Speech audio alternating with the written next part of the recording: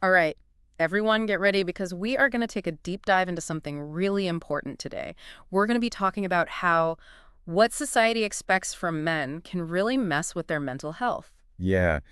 This is a topic that we really need to be talking more about, especially now. I mean, these days, the whole idea of what it means to be masculine is changing so fast. Exactly. And to help us understand this whole thing, we're going to be looking at a book called Man Down, a guide for men on mental health. It's written by this guy, Charlie Hoare. Oh, yeah, I've heard of that book. And this isn't just some, fluffy self-help book. I mean, it's got amazing reviews from people like Russell Brand, Wow. the adventurer Ed Stafford, Yeah. and even Dr. Tim Lomas, who's like a big name in positive psychology.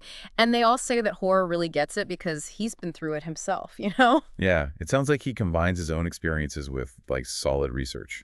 He does. He digs deep into why guys have so much trouble, expressing their emotions and why they'd rather do just about anything than ask for help. Right, and his main argument is that all those traditional ideas about what it means to be a man, they might have worked in the past, but Mhm. these days they're actually hurting men more than they're helping. It's like all those classic manly traits, like being strong and stoic and independent that used to be essential for survival, but now it's like they're backfiring in today's world. It's true. Yeah. In the modern world, holding on to those old school ideals, it can really isolate guys and prevent them from having those close connections that everyone needs. Yeah, it's like they're trapped in this box they've built for themselves. And Hoare even shares this personal story about being bullied in school. And he tried so hard to be tough and hide his feelings, but Wow. it just made everything worse. That's a really powerful story. It shows that being vulnerable, which is often seen as a weakness, is actually super important for becoming more resilient. Right. It actually takes a lot of strength to admit that you're struggling and ask for help. It's like all those phrases we hear growing up, like boys don't cry and man up and just suck it up. I'm starting to think those little sayings can actually do some serious damage. Oh, they totally do. Those phrases, they're like little daggers that chip away at a guy's emotional well-being. They reinforce these super narrow ideas about what a man should be, which can lead to something called normative male alexithymia. What's that? It's this disconnect between what society expects from men and how they actually feel inside. So you're saying that guys are basically being told to suppress their emotions? Yeah, pretty much. And Hoare admits that trying to fit into that box really messed with his mental health. He was basically performing masculinity instead of actually living it. I never thought of it that way. And it's funny because crying, something that's often seen as like the ultimate unmanly thing to do, it's actually a healthy way to release stress. You're so right. When we cry, our bodies release these hormones like oxytocin and endorphins, and those hormones have mood-boosting effects. So basically, science is on the side of letting those tears flow. It sounds like we need a serious upgrade to the way we think about masculinity. I totally agree. And Hoare gets into this in the book, too. He talks about this whole alpha versus beta male thing, and he questions whether those labels are really helpful. Yeah, that alpha beta thing always seemed a little too simple to me. It is, and while those archetypes might have some basis in biology, the pressure to conform to one or the other can be really limiting. So we've talked about how these outdated ideas about being a man can really mess with your head. But what about mental health in general? Hoare makes this point that it's not just a matter of, you either have it or you don't. Right, it's not like a light switch. Exactly. Mental health is more like a spectrum, and everyone experiences ups and downs. Yeah. It's normal to feel great one day and then feel down the next. Yeah, it's all about learning to ride those waves, And it's actually way more common than people think. Hoare mentions these stats from the World Health Organization that blew my mind. 1 in 4 people globally will experience some kind of mental health condition at some point in their lives. Wow. That's a huge number. It is, and I think a lot of guys feel guilty or ashamed for feeling down, especially if things seem to be going well in their lives. Right. It's like they feel pressure to always put on a brave face, which is probably why so many men turn to those classic distractions that Hoare talks about. Oh yeah, like burying themselves in work, or numbing out with alcohol or food, Mm. or just isolating themselves from the people they care about. It's like putting a Band-Aid on a bullet wound. And Hoare knows this firsthand because he's struggled with those same distractions himself. That's so important for people to hear, because true healing comes from confronting our challenges, not trying to hide them. Totally. And Hoare gets into some specific mental health conditions that men often face. He talks about anxiety and depression, and he even touches on things like PTSD and OCD. What's great is that he emphasizes that everyone experiences these things differently. Right. Mental health isn't one size fits all. Exactly. So with anxiety, Hoare describes it as this constant worry, like those what-if thoughts that just spiral out of control. He even talks about having panic attacks in college, which I think a lot of people can relate to. Oh, for sure. Anxiety is super common, and it often feels like this sense of impending doom, even if there's no real danger. And then there's depression, which he describes as this persistent low mood. You lose interest in things you used to enjoy, and it can be really debilitating. Yeah, and I think depression is often misunderstood. It's not just about feeling sad. It's a complex condition that affects your thoughts, feelings, and behaviors. And then with PTSD, Hoare suspects it might be connected to his experiences with bullying. He talks about struggling with trust and feeling unsafe even when he's objectively safe. That's such a powerful example of how early experiences can stay with us and affect our mental health for years to come. And it's interesting because he even brings up OCD, which he says can manifest in all sorts of ways. Like, he gives this relatable example of having to double check the locks, even though he knows he just locked them. That's a classic example of how OCD can show up. It's often characterized by these intrusive thoughts and compulsive behaviors that can be really distressing. So we've covered some specific mental health conditions, but Hoare also gets into the science behind our stress response. You know, that fight or flight response we have. Oh yeah, that surge of adrenaline we feel when we're in danger. Exactly. It's our body's way of protecting us. But the problem is that in today's world, we're constantly bombarded with stressors that aren't actually life-threatening. Like deadlines and traffic jams and social media drama. It's like our bodies are always on high alert. No wonder so many of us are feeling burned out all the time. Ah. It's like our caveman brains haven't quite caught up to modern life. And Hoare's really honest about how this chronic stress took a toll on him, both mentally and physically. His openness is really inspiring. It reminds us that taking care of our mental health is just as important as taking care of our physical health. Okay, so we've laid out the problem. Traditional masculinity can be a trap, and men are facing this mental health crisis. So what do we do about it? What does Hoare suggest? Well, one of his biggest recommendations is to just start talking about it. Men need to feel comfortable opening up about their mental health, both to themselves and to others. That makes sense, but how do we change the conversation? It's not like guys are going to suddenly start sharing their deepest fears over a beer. Well, it might not happen overnight, but Hoare offers some practical advice on how to start those conversations. Like, instead of having a face-to-face heart-to-heart, he suggests going for a walk and talk.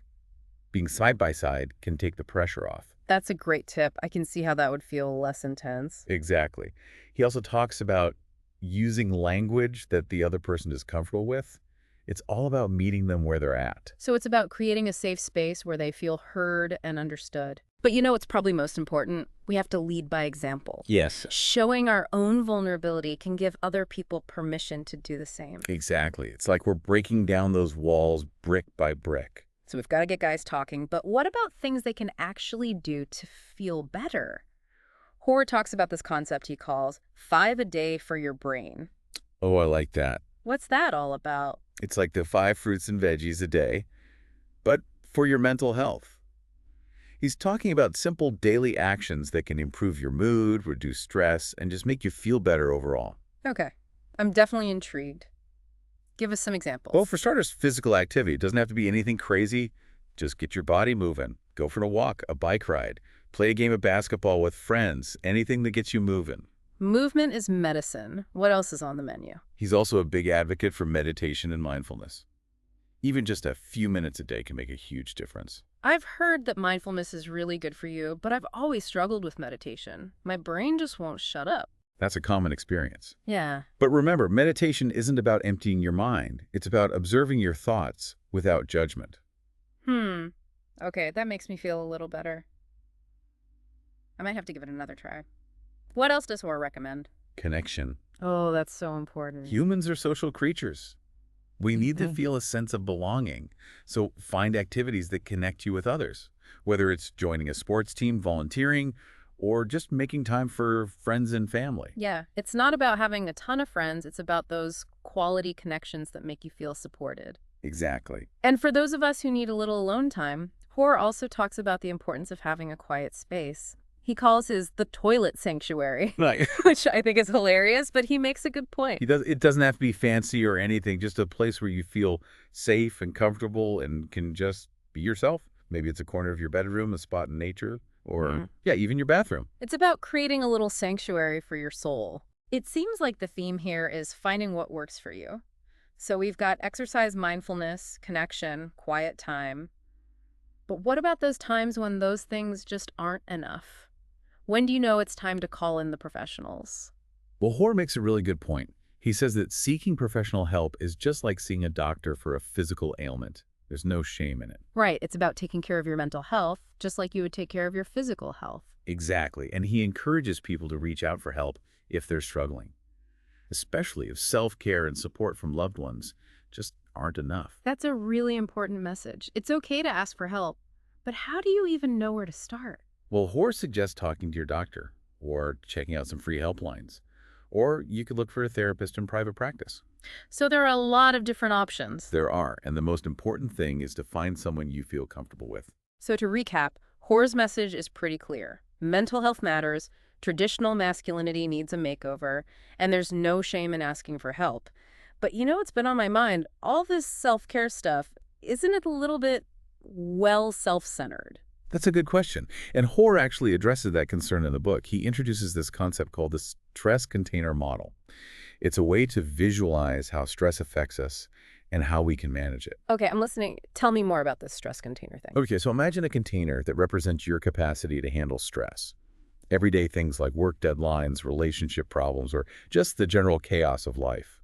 All of that stuff fills up your container. So we're all walking around with these invisible stress containers that are constantly filling up. Exactly. And the key is to find ways to release that stress before the container overflows. That's where self-care comes in. So self-care isn't just about pampering yourself. It's about managing stress and building resilience. Right. It's about identifying the things that fill up your container and finding ways to empty it. So it's like a personalized stress management system. Exactly. This is making a lot more sense now. And he talks about how spending time in nature can be incredibly restorative for our mental well-being. You know, there's something about being in nature that just makes you feel more grounded and at peace. There's actually a lot of research that backs that up. Yeah. Spending time outdoors can reduce stress hormones, improve your mood, and even boost your brain power. Wow. So it's not just a feel-good thing, it's actually good for you. Exactly. But what about when we're stuck inside with racing thoughts and anxiety? What does Hoare recommend for calming that monkey mind? He's a big fan of mindfulness practices like meditation, deep breathing, or just paying attention to present moment. I've tried meditation before, but I always struggle to clear my mind completely. That's totally normal. Remember, meditation isn't about emptying your mind. It's about observing your thoughts without judgment. Okay, I'm willing to give it another try. What about when you have those dark thoughts that can creep in when you're feeling down? How do you deal with those? Well, Hoare makes a good point. He says that having those thoughts doesn't make you a bad person. It's normal. That's good to hear, but how do you stop them from taking over? He says we need to challenge those negative thoughts and try to replace them with more positive ones. So it's about being aware of those negative thought patterns and making a conscious effort to think differently. Exactly. And that's where affirmations can be really helpful. Affirmations. You mean those positive statements people repeat to themselves? I always thought those were kind of cheesy. I know they could sound a little corny, but the science behind them is fascinating. Hoare explains that repeating those positive statements can actually rewire your brain over time. Wow. So it's like brainwashing yourself with positivity. You could say that. Our brains are incredibly adaptable, and by choosing to focus on positive thoughts, we can actually change our reality. Okay. I can see how that could be helpful. What kind of affirmations does he recommend? He suggests finding affirmations that resonate with you. Things like, I am enough, or I am capable of handling anything that comes my way. Yeah, I can see how repeating those phrases could make a difference over time. So we've got nature mindfulness affirmations. But what about when you just feel stuck in a rut? Hoare's a big believer in taking action, even if it's something small. When we're feeling down, it's easy to get stuck in a cycle of inaction. But he says that even small steps can help you regain a sense of control. He calls it doing something, anything. Exactly. Whether it's making your bed, going for a walk, or tackling the small task on your to-do list, the act of doing something can shift your energy and give you a sense of accomplishment. I love that it's like a little boost of momentum that can help you get unstuck. Exactly. And that feeling of accomplishment can lead to bigger and better things. Absolutely. He also talks about the importance of getting perspective. It's easy to get caught up in our own heads, but Taking a step back and seeing the bigger picture can help us realize that our problems are often not as big as they seem. So it's about zooming out and getting a wider view. How does he suggest doing that? He gives some great examples like thinking about a friend who might be going through something even tougher, or volunteering your time to help others, or just taking a moment to appreciate the good things in your life. Those are good reminders that we're not alone in our struggles and that there's always something to be grateful for. Exactly. Yeah. Sometimes that shift in perspective is all it takes to start feeling better. You know what else I wanted to ask you about? Those bad habits that can really sabotage your well-being. Does Hoare offer any advice for breaking those? He does. He talks about this technique called habit linking. What's that? It's basically attaching a new habit you want to form to an existing habit that you already do regularly. So, for example, if you want to start meditating every morning, you would link it to something you already do without fail, like brushing your teeth. That's a great idea. By piggybacking on an existing habit, you're more likely to stick with a new one. Exactly. And he also emphasizes the importance of being patient with yourself. Change doesn't happen overnight, and it's okay to slip up sometimes. That's so true. We're all humans. Exactly, and it's important to celebrate the small victories. Speaking of things that affect our well-being, what about diet? Does Hoare get into that at all? He does. It's funny because a lot of people don't realize how much our diet can affect our mental health. Right. He talks about how the foods we eat can directly impact our mood energy levels and even our ability to think clearly. So it's not about following some strict diet plan. It's about being mindful of how different foods make you feel. Exactly. And one of the things I really appreciate about Hoare's approach is that he challenges traditional ideas of masculinity when it comes to self-care. Yes. He encourages men to consider things that are often seen as feminine. Like yoga or meditation or journaling or even just talking about their feelings. Exactly. He wants men to embrace the full spectrum of human experience. I love that. It's about breaking down those limiting beliefs about what it means to be a man and realizing that we all have the capacity for both strength and vulnerability. Okay, so we've covered a lot of ground here. Traditional masculinity, self-care strategies, mental health conditions, even the impact of diet. What's the biggest takeaway for you? I think the biggest takeaway is that we need to redefine what it means to be a man. It's not about suppressing your emotions or trying to be tough all the time. It's about embracing your vulnerability, seeking connection, and prioritizing your mental well-being. Well said. And while we've been focusing on men's mental health today, I think a lot of these insights can apply to everyone regardless of gender. Absolutely. We all have mental health, Yeah. and we all deserve to live happy, fulfilling lives. Okay, so let's wrap up this part of our deep dive with a little something for our listeners to think about. Hoare found solace in his toilet sanctuary. It made me wonder, what are some unexpected places that might provide you with a sense of calm and reflection? That's a great question. Sometimes the most unlikely places can become our sanctuaries. I love that it's about finding those little pockets of peace wherever they may be. So until next time, keep exploring, keep connecting, and keep taking care of yourselves. See you next time. It could be, like a quiet corner in a bookstore or a peaceful walking trail, or even just a hot bath after a long day. It's all about finding those spaces that help you unwind and recharge. Yeah, sometimes it's those simple things that we forget about. And speaking of things that are really important for our well-being, Hoare talks a lot about sleep in the book. Oh yeah, sleep is so crucial. It's like hitting the reset button for your brain and body. Totally. Yeah. But he doesn't just talk about getting enough sleep. He emphasizes the importance of quality sleep. Right. It's not just about the number of hours you're in bed. It's about having a consistent sleep schedule and making sure your bedroom is set up for good sleep. Exactly like he talks about limiting screen time before bed, creating a relaxing bedtime routine, and making sure your bedroom is dark, quiet, and cool. Like creating a little sleep sanctuary. Yeah. And he even admits that he struggled with insomnia himself. Oh, wow. So even the experts have trouble sleeping sometimes. They do. And one thing he recommends is getting out of bed if you can't fall asleep and doing something relaxing until you feel tired again. That makes sense, because if you just lie there staring at the ceiling, you'll probably just get more anxious. Exactly. He says it's important to avoid associating your bed with stress and wakefulness. So it's all about finding what works for you. Right. And if you're having persistent sleep problems, it's always a good idea to talk to your doctor. There's no shame in seeking help for sleep issues. You know, one thing that really stood out to me in the book was Hoare's idea of learning from women. Oh, yeah, that's a really important point. It's like he's saying that we can all benefit from challenging those traditional gender roles. Totally. He points out that women have often been the ones leading the way when it comes to self-care and emotional intelligence.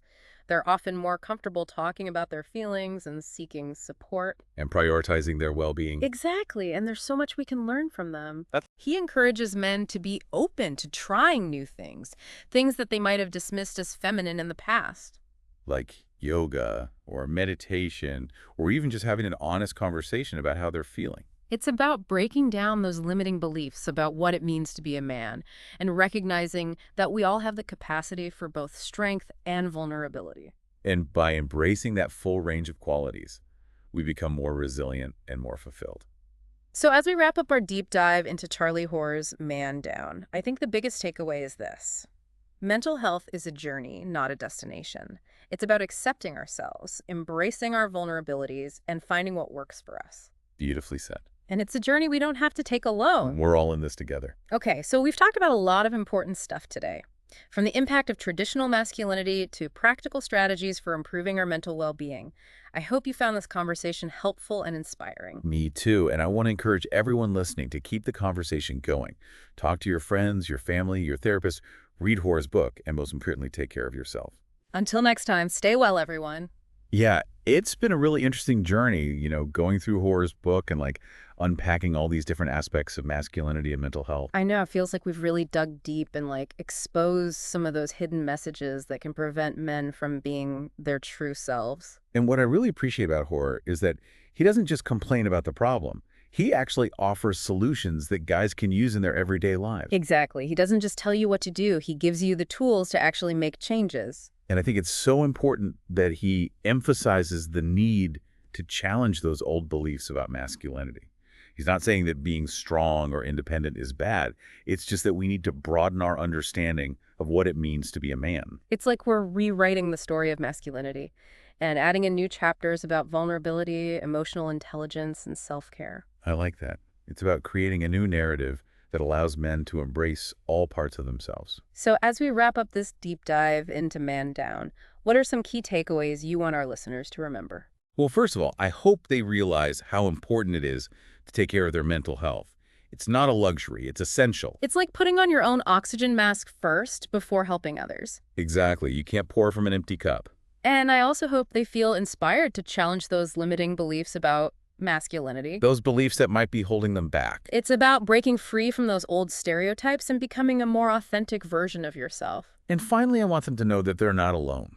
There are so many resources available, whether it's friends, family, online communities, or professional help. It's about reaching out, connecting, and building a support system that will help you thrive. Couldn't have said it better myself. So that's our deep dive into Man Down, a guide for men on mental health by Charlie Hoare. It's been an amazing conversation, and I hope it's been helpful for everyone listening. It's been a pleasure joining you. Me too. And to all our listeners out there, keep the conversation going. Talk to your friends, your family, your therapist. Read Hoare's book. And most importantly, take care of your mental health. We'll see you next time.